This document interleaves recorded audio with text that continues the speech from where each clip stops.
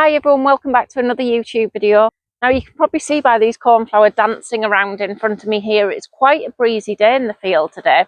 And you can also probably see behind me there, we are heading into the final week of June and we've got lots of flowers coming into bloom in the field now. And I suspect if you're growing flowers for cutting, you're in a similar position to us. I told you it was really windy, look at them cornflowers dancing. Trying not to get distracted by the cornflowers. There's actually quite a big skill to picking flowers at the right stage, and that is what today's video is all about. And you're probably sat there now thinking, how on earth is Susie going to fill a video just about picking flowers? Surely you just go around and pick. Well, it's not just a case of going around and picking any stems that have got a flower on them, because what you want to do when you're growing flowers for cutting is you want to cut them at the right stage for the best vase life. And this is where you have to train your eye into certain details and learn about certain flower varieties for when they actually like getting picked, because different flower varieties like to get picked in different ways and at different stages in their pollination cycle. So contrary to what my mum thought when I started growing flowers, you don't just go along a bed and clip them all and they all look amazing. You have to be selective. So it might surprise you to hear that these cornflower in front of me here, even though they look lovely on camera, there's very few of them that are actually at the right stage to be picking for vase life. So they like to be picked at different stages in their pollination cycle. And then I'm going to make a pretty bouquet at the end. So let's go and look at the flowers. Since we're sat in the bed of them, we'll start with these guys, the cornflowers. Now with cornflower, you've got to pick it when it's just right. It's a bit like Goldilocks. You want it not too closed, not too open, just right in the middle. So, for example, this bud here has got no colour to the tip whatsoever, and that bud won't open in a vase. Whereas this bud here has got blue on the tip there, so it's already developed its flower petal, so that bud will open in a vase. So cornflower grow a really bushy plant and you get many stems off them. And we don't just want to be picking one single flower, you want to pick a good length of stem so you have a good length in your vase. It's a case of finding the stem with the best vase life.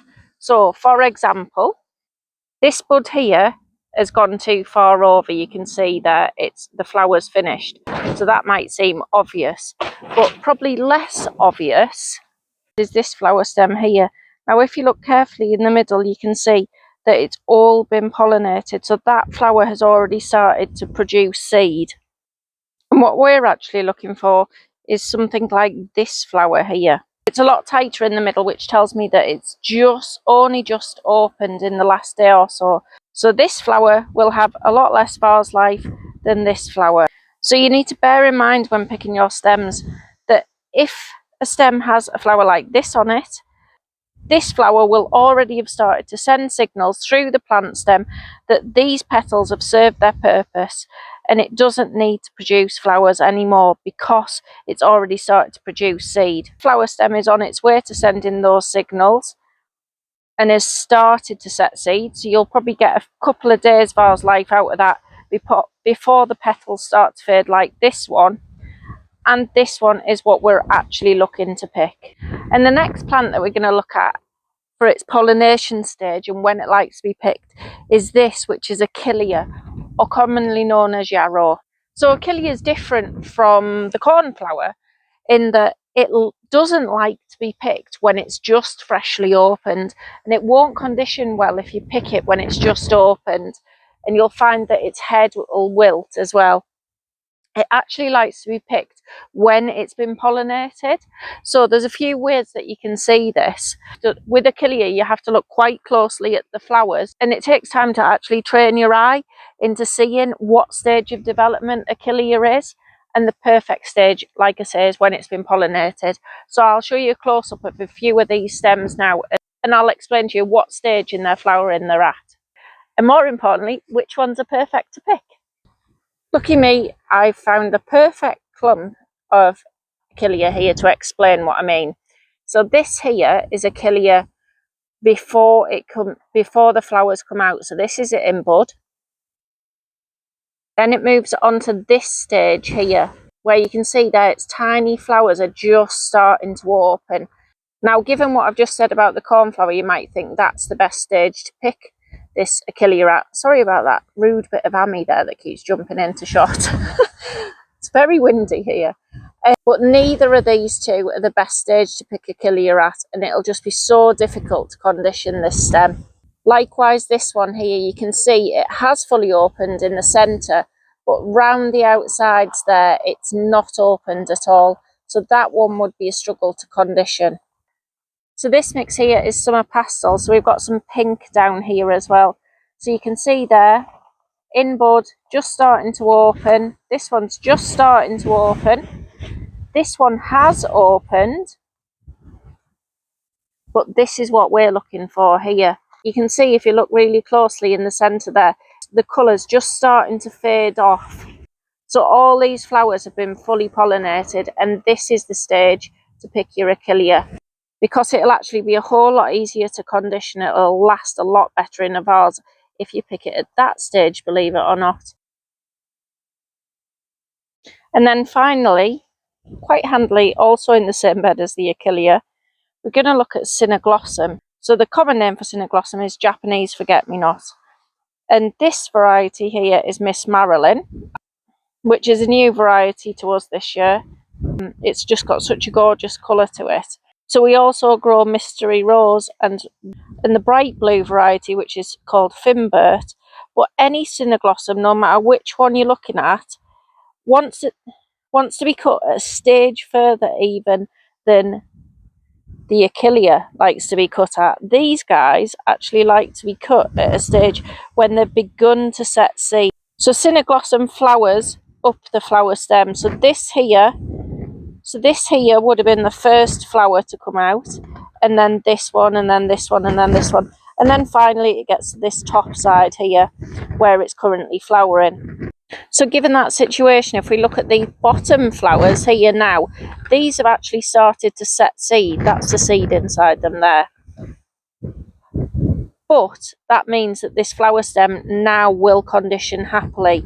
So that is at the perfect picking stage for Cinnaglossum. So I could have cut it a little bit sooner, maybe when 3 buds have started to turn to seed. But don't worry about Cinnaglossum and you think, oh, it's nearly all over. It takes quite a long time in a vase for those little buds there to open. So you've probably got a good 7 days vase life, even picking at this stage, and it's such a pretty flower. Here we've got a different type of flower. This is Lark Spur. So Lark Spur is a spike flower, and spike flowers generally, like the Cinnaglossum, flower from the bottom up to the top. So the key with cutting Lark Spur is that you want to pick it when it's started to open at the bottom, but has got plenty more there to open at the top. So this Lark Spur here, as if I chose it deliberately, is at the perfect stage for picking. And finally, we've got Calendula. We've got lots of this in the field at the minute because it's self-sown from last year. Now you can see here, some of it started to go over and is actually well on its way to producing seed, which is quite a quick process with Calendula. But we've still got lots and lots of lovely stems here. So calendulas are a type of daisy flower, and with any of the daisy flowers, there's actually quite an easy way to tell how far pollinated they are. Flowers develop on calendula like this, so it's still closed in the centre, and then they open, and then all of the pollinators come and pollinate in the centre here.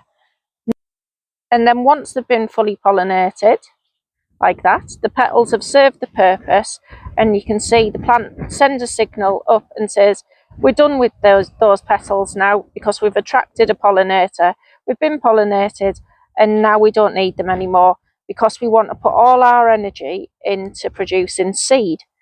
And those little green things from the outside of the calendula are actually what's going to become its seed.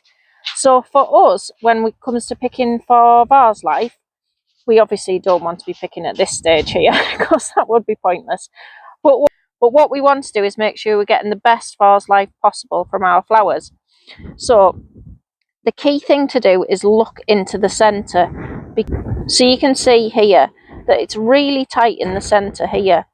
That means that these stamens haven't been pollinated yet. And you can see around the outside here where they have been, just on the end of my fingernail there, you can probably see. So that tells you that just this outer ring here is where the plant's been pollinated. So that's a really good flower to pick.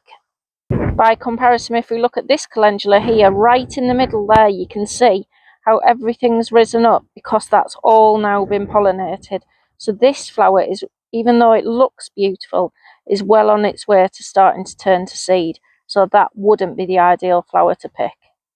So I picked myself a bucket of flowers to make a bouquet, and we've got our Lark Spur, our Cornflower, our pollinated Achillea, our calendula, and our Cineglossom, Mystery Rose and Miss Marilyn. And then I've added to that with some roses and some Amimagus. Oh, and some perennial scabious, which is just starting to, and some perennial scabious, which is just starting to come into flower now. So we have to leave this bucket to condition now in a cool, dark place for a few hours, and then we can come back and make ourselves a bouquet of flowers. So a few hours later, and the flowers have had a good long condition, and you'll be able to see that the stems are now nice and strong and upright. That's the conditioning process that's done that. So now we've just got to put it all together.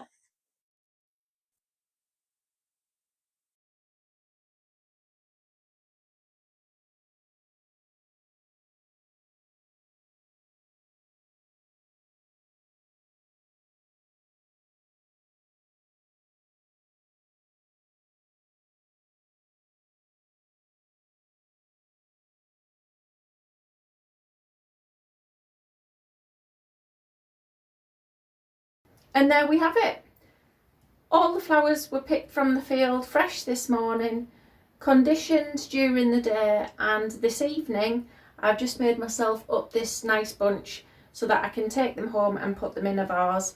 And all these flowers I'd expect to last for around 7 to 10 days, dependent on what the weather gets like and if we have another heat wave, which is forecast. But they're all looking perky and lovely at the minute. I hope you've enjoyed the video and you picked up some hints and tips on picking and conditioning your own garden flowers. And this to me is my field in June in a bunch of flowers. I hope you've enjoyed the video and you picked up some hints and tips and it's inspired you to grow, cut and condition some flowers of your own. If you have enjoyed the video, don't forget to like and subscribe, and I'll see you next week. Bye!